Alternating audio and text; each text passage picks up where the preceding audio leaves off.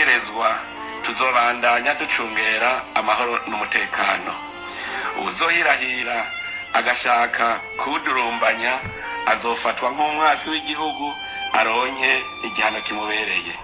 Ni nyuma y'inama ikomeye yahuje inzego z'umutekano z'u Burundi ndetse bikagaragara ko ibi bibaye mu gihe mu burasirazuba bwa Repubulika Iharanira Demokarasi ya Kongo hakomeje kubera imirwano ikomeye hagati ya M23 ndetse n'igisirikare cya leta ya Kongo FARDC. Mu gihe kandi Burundi bwagiye gutanga umusada muri imirwano. Ni inama yitabiriwe n'abayobozi bakomeye mu nzego z'umutekano ndetse hafatirwamo n'ingamba zikomeye. Ni inama yitabiriwe na General Evariste Ndayishimiye umugaba mukuru w'igisirikare cy'u Burundi ndetse na Gen.Prime niyo ngabo umugaba w'ingabo z'u Burundi kaba kandi kuri ubu amazi iminsi avugwa amakuru atari meza hagati ye na President Evariste Ndayishimiye bongeye guhura. Ni inama yitabiriwe na Lieutenant General Jean Paul Habimana wungirije umugaba mukuru. Hari kandi General Major Jean Claude Niburana uyu ni umugaba w'ingabo zirwanira ku butaka. Hari kandi na Colonel Jean Dafer Manirakiza umuyobozi mukuru w'ubutasi bw'igisirikare cy'u Burundi ndetse na Brigadier General Gaspard Baratuza uyu no mugaba cyase ni porte parole wa FDNB. Hari kandi na Ministri w'ingabo aho rero ari we nawe watanze ibitekerezo bikomeye kuzakorwa. Ni muzero tureba ingamba zikomeye zaganiriweho harimo ibijyanye na border security and area responsibility ahafashwe ibijyanye no kushyirwaho renforcement ku mipaka yose mu rwego rujyanye na rapid reaction unity forward operating bases ndetse na za patrouilles ziriyongera muri bice. Turaza kandi kubabwira ibijyanye na force readiness and rules of engagement kuzamura urwego rw'ubushake n'ubushobozi combat readiness ndetse no kuvugurura joint exercise nk'uko bigaragara byose n'ibikomeje kugenda bikorwa kandi bijyana n'amakuru akomeye ahari. Turababwira ibijyanye n'ibiri kugenda bigaragara ndetse n'ibikomeje kugenda bikorwa mu rwego rwa ER warning systems. Turebe kandi bijyanye na logistics and sweetenement byaganiriweho bijyanye no kongera ibikoresho bikenewe mu gucungera umutekano. Turaza kurebera hamwe ibijyanye rero n'ingamba ikomeye yaganiriweho ya protection of civilian cyase kurinda abasivili mu rwego rw'uko hateganywa ko hashobora kuba haba ibijyanye n'ihungabana ry'umutekano isaha yari yose bitewe n'agace Burundi buherereyemo muri ibi bihe. Ni muzero turebe ibijyanye n'ibiri kuganirwaho bijyanye no kubaka ubumwe n'ubunyamwuga nk'uko intego bihaye ibivuga. Turareba rero ibyatangajwe na Ministri Marie Chantal nije imbere nk'umugore wa mbere wafashe inshingano kuri ubu rero akaba ari inshingano afite zo kuba Ministri w'ingabo mu gihe Burundi bufite ibibazo bikomeye by'umutekano. Turaza kandi no kubabwira ibiri kugenda bitangazwa muri politique ndetse n'ububanyi n'amakungu byina. Turebe uko ibintu bihagaze ikaze ro ku rupapuro rukomeye rwanditseho amakuru atosu yarabana n'umutekano politique ububanyi n'amakungu ndetse n'ubuzima bwa munsi bw'abanyagihugu. Wo dukurikiye bwa mbere witushonda sabone ntuzongere gucika ukundi n'amakuru ndetse n'ibindi biganiro tubashyikiriza ngaha. Reka dutangure mu buryo bw'iramvuye tubabwira uko byagenze ndetse n'ibyaganiro muri inama y'umutekano nk'uko rero bigaragara. Ibiro ni bibaye mu gihe umutekano mu seruko bwa leta n'intwa rusange ya Kongo umaze igihe uri mu bihe bikomeye bizatumye inzego nkuru za leta z'u Burundi zikora inama idasanzwe y'umutekano.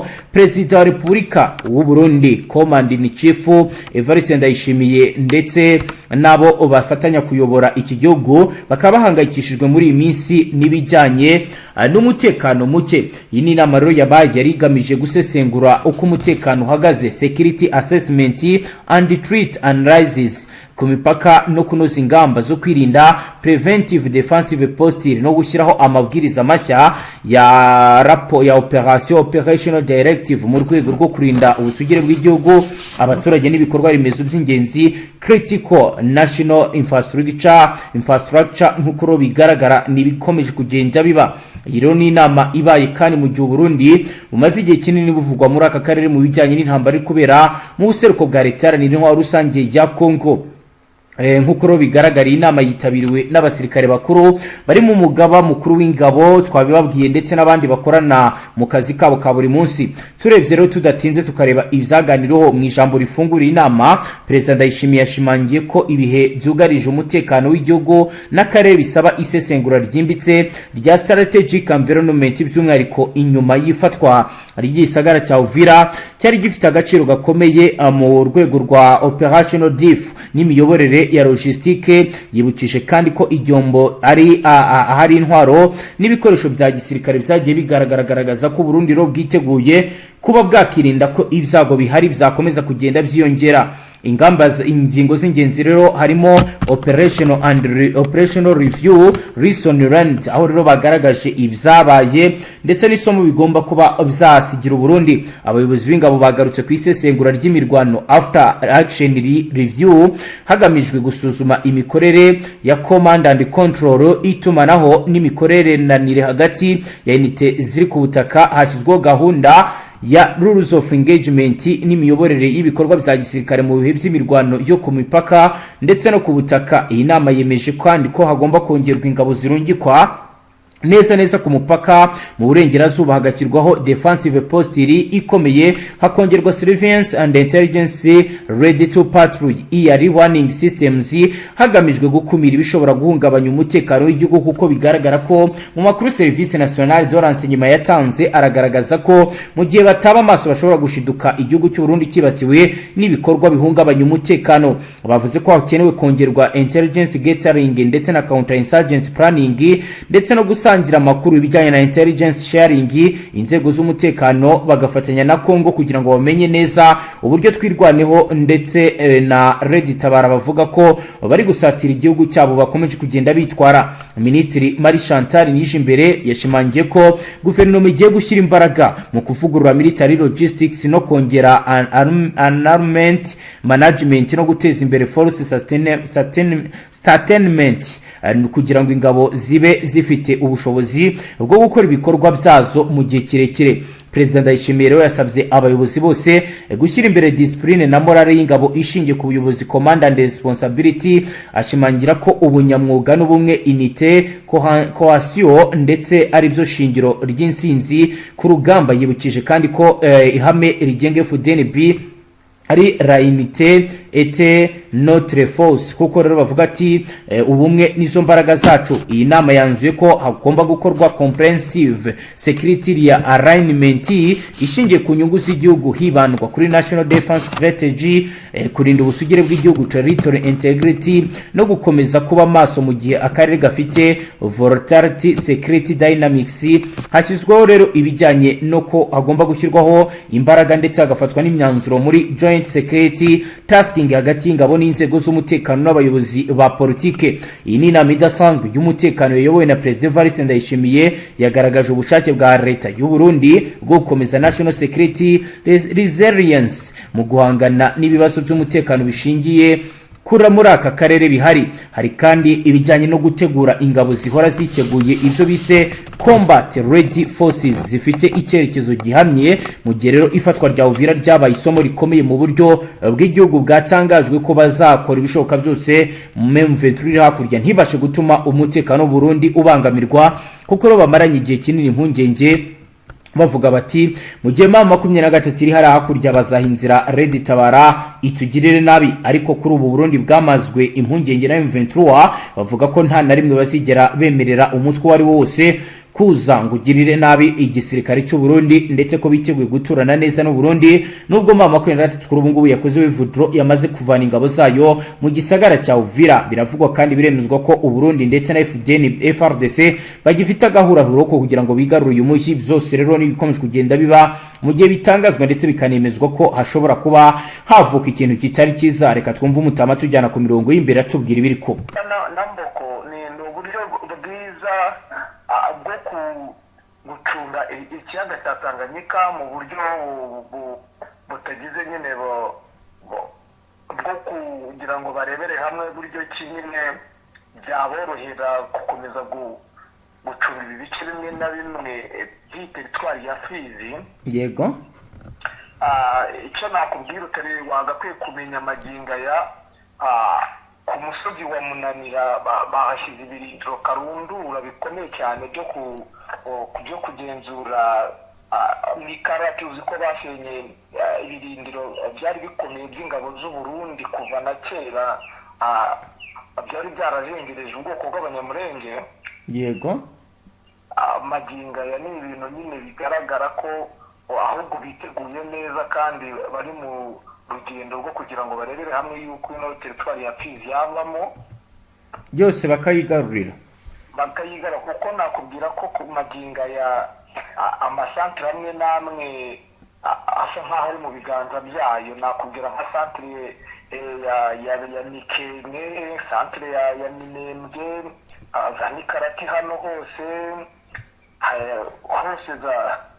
hano rwose bikomeje kugenda bigaragara ko gahunda ari imwe. Urumva nimba bakuye ihuzanzira ryajyaga risa nk'aho ribagora kuba bajya mu mujyi wa Uvira, bakaba bakuyemo amabariyeri. Urumva guca za Bijombo biroroshye ko Bijombo iri mu biganza bya 23. Urumva nyine ibice byose bakomeje kubyigarurira. Niko bimeze rwose muri ibi bice. Urabona ko nta kibazo nyuma yaho ubu ngubu bari kurwana. Yego.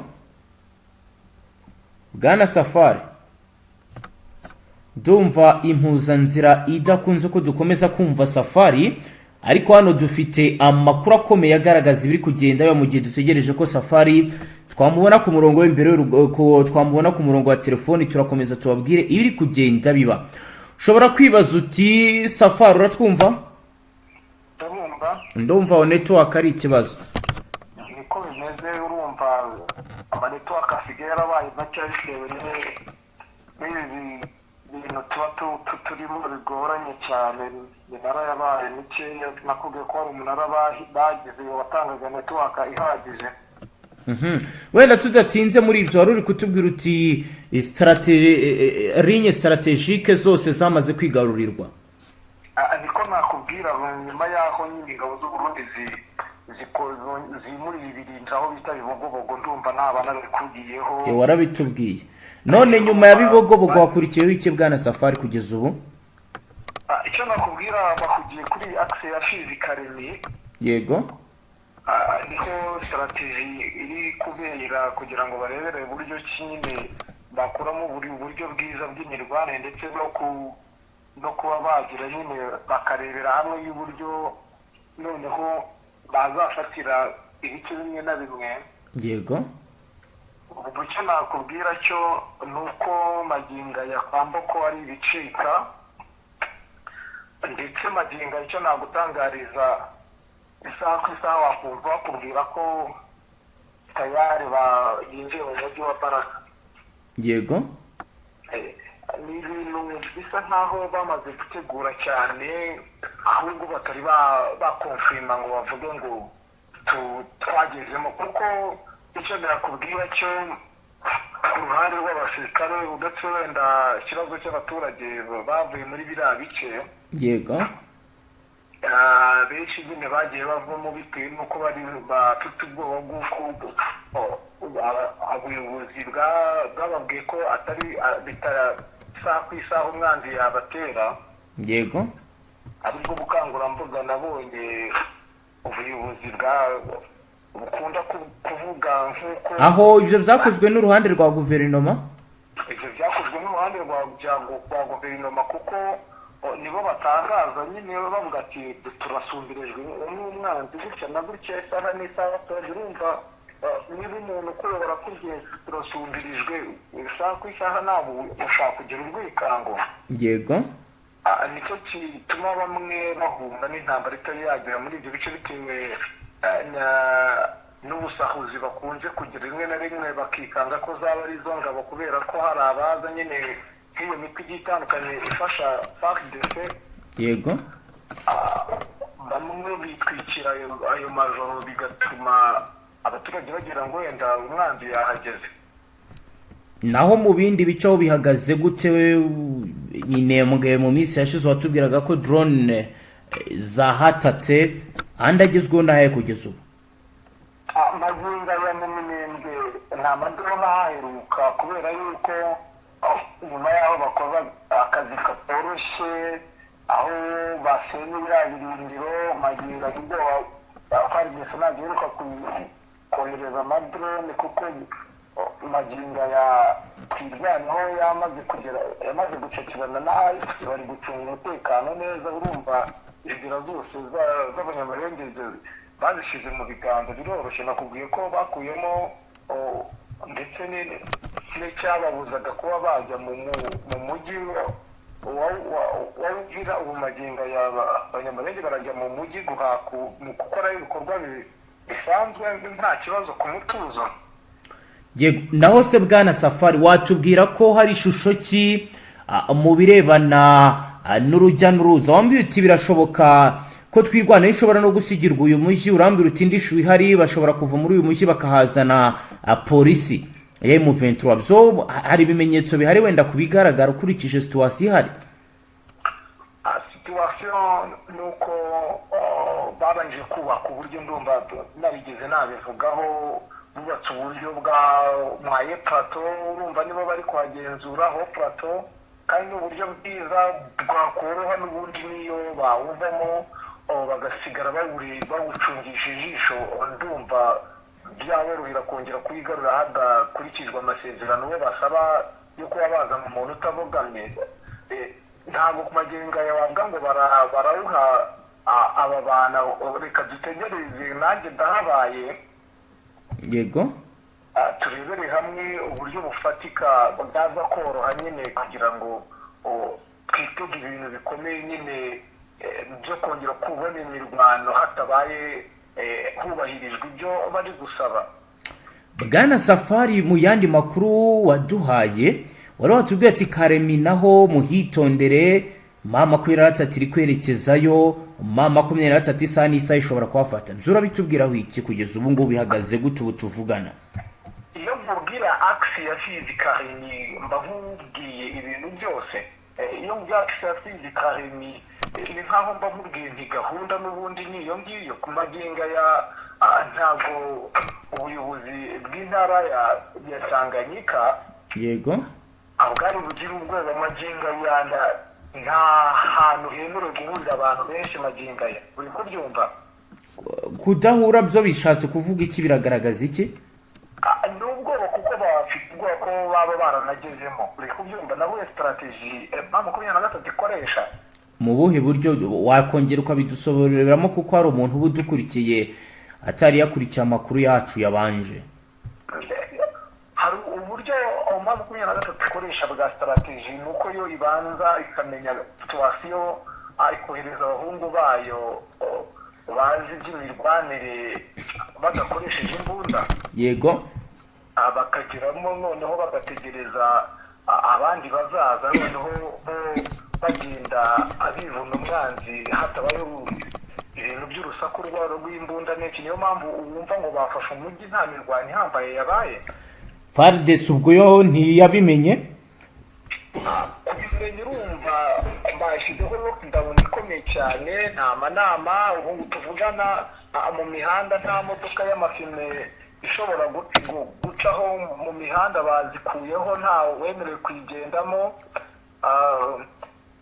nta guterana ku masengero amasaha y'umugoroba nta by'amasengesho nta ibintu bihuza abantu benshi byose babiciye muri uno mujyi wa Karemi bigaragaza neza ko bitoroshye kandi bamaze kumenya ko gahunda n'ubundi aba bahungu baba baragezemo bakomeye cyane bafite gahunda ikomeye yo kuba yafata uno mujyi wa Karemi kuko biravugwa ko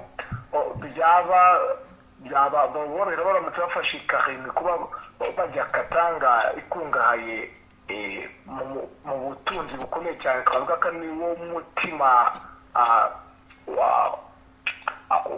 wa Kinshasa akaba ari nayo mpamvu ubona bo bari kugaragaza buryo ki bubahiriza iby'amasezerano ndetse banabivuga neza. Ndimo nganira n'umwe mu bahagarariye abo bita bafurero niwe washekeje ku mugoroba arimo ambwira ati mama 23 gahunda ifite irashaka kwerekana ko ari abana beza kugira ngo barebe buryo ki bakubita babaza Kisekedi bafashe Katanga. Ari nzi ko njyewe Uvira ari umujyi wari mwiza cyane wari bubabaze bamwe, ariko bambwira niyo mpaye ishusho y'uko Katanga iramutse ifashwe tayari na Kinshasa yajya mu biganza bya 23. Yashingiraga kuki niba kubivuga ntacyo bitwaye? Mu kiganiro mpaye gito yararimo ambwira ngo impamvu ashingiraho Katanga ngo niyo mutima ngo buriya ngo ufite ubukungu bwihariye. Yego, bushingiye kuki? Bushingiye ku bintu byose nyine, habaye ibintu byinshi cyane by'amabuye y'agaciro meza, naho buryo atagira ngo aba muri Kivu y'Amajyaruguru gusa. Hari ibintu byinshi nyine ku bigendanye n'ubukerarugendo, ibintu nk'ibyo ngibyo byose nibyo yashingiraga avuga ngo yaba ari byo turufu 23 ishaka gukora.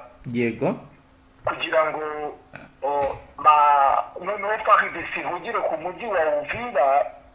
yego, ase nkaho abarindagira mu mutwe, hanyuma noneho bahite bakora uburyo bukomeye cyane bwo kuba bakwinjira biriya bice bakomeje kugenda bagenderamo. mu makuru twari dufite mu gitondo nuko kuri Tanganyika hari hakajijwe umutekano bijyanye nuko batekerezaga ko hashobora gukoreshwa n'amato mu buryo bwa infiltration. Niko bimeze, umutekano wongerewe cyane. Nakubwira yuko n'ubundi ibyo kumva ngo bari gusohoka uyu munsi nibwo batangaje ko bagomba gusohoka muri uno mujyi bagasoza. Yego, ubwo urumva ko nagutangariza gusohoka muri uno mujyi, reka dutegereze turebe ko biri bushoboke, ko bari busoze nyine. Ariko icyo nagutangariza maginga ya bari kujya ku misozi niko mwese muri kutubwira. Uri kuvuga nyine amakuru haragaragaza ko batari kugenda totara, ahubwo bari kwisuganyiriza mu misozi, kandi mu za gisirikare umuntu ufite umusozi aba afite ubugenzuzi bukomeye ku kibaya. N'ubundi icyo nakubwira ni uko nubwo bari mu muyobozi ko mu plateau naho plateau n'ubundi yari mu biganza byayo, agari kuvuga ngo nabo nibwo nibo bari kujya, ahubwo abenshi bari kwati wasanga bari kujya gutanga imisada aberekeza za Baraka nyine. Niyo gahunda wavuga ifatika. Yego, ubwo rero natwe turi kureba uko gahunda zifashe, nicyo kitubesheje hano kuri tere, turakomeza dukurikirana uko byifashe, natwe turagenda tuyabahereza neza nta kibazo. Safari, reka duhite tunasoreza aha ngo ukomeze gukurikirana iby'amakuru ze kuza kuduha update mu masaha ari imbere. Utubwire, ndabona unyohereje n'amafoto y'abaturage bigaragara ko nabo bashobora kuba bakomeje ibikorwa byo guhunga, ubwo byose uze kugaruka udusobanurira uko bizifashe. Nta kibazo, ndahabaye rwose. Namwe banywanyi mudateba kubana natwe kuri Mbonesha kure imerudende bashyikiriza amakuru atosoye abarabana n'umutekano, politike, ububanyi n'amakungu ndetse n'ubuzima bwa munsi bw'abanyagihugu. Reka dusoreze tubashimire dukurikiye bwa mbere, ucyonde sabone ntuzongere gucika ukundi n'amakuru ndetse n'ibiganiro tubashyikiriza hasta la vista.